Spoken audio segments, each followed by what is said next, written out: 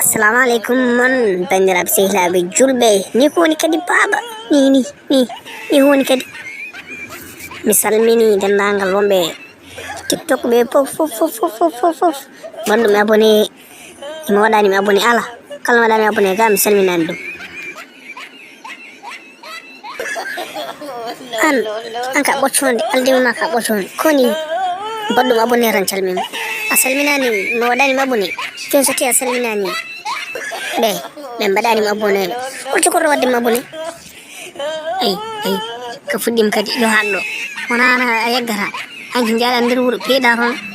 piiɗa ha cekki murol ma wona mi jogori haalɗo hami haaltora c'est bon yo haɗɗo mi yiɗa mbota haalɗo hen annani hen haalullaji ma yimɓe gonon ɗo koye tiktok aduna mumen dara en ko pawon ɓoccode mana gandanɗa hoore ma min woɗo fuɗɗi haalam haymi parani annan gaɗa waɗa falo kam wona mi yiɗani bandiraɓe ko noon calminama no fewi mbason heɗade ndeɗo ɗalde ko haalata ko o ɓoccode banggue neɗɗo woni ɗo ɓoccode kadi ɗo min kalami ko ɓuuri wadde important non hammati c'est bon de yo haɗɗo mi yiɗa weede ɓoccode c'est bon de yo haɗɗo wallahi so haɗani hoka baɗo wiyetede bandas wona yi horam ndeni waɗi bandas kalle continɗa ɗo en ka baɗo wiyetede bandas e joni ala probléme yo haalka haɗɗo kalen ko addi hen ko jeen hajuji men